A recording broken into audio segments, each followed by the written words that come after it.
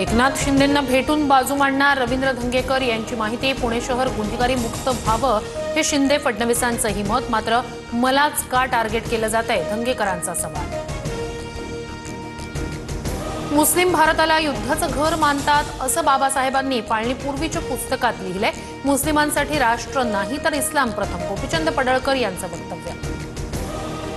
गोपीचंद पडळकर वाचाळ माणूस, भाजपनं पाळलेल्या लोकांवर काय उत्तर देणार?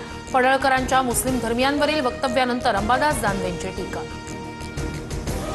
अहिल्यानगरमध्ये एक बोकड हैदराबादहून तर दुसरा बोकड संभाजीनगरहून आलं होतं। संग्राम जगतापांचा इम्तियाज जलील आणि ओवैसींवर पलटवार। जलीलांनी चिकनी चमेली म्हणत केली होती टीका। दिवाळीची खरेदी हिंदूंकडूनच करा या वक्तव्यानंतर आमदार संग्राम जगताप यांना पक्षाची नोटीस।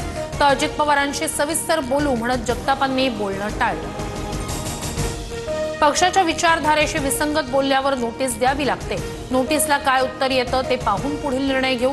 संग्राम जगताप यांना दिलेल्या नोटीसवर अजित पवारांनी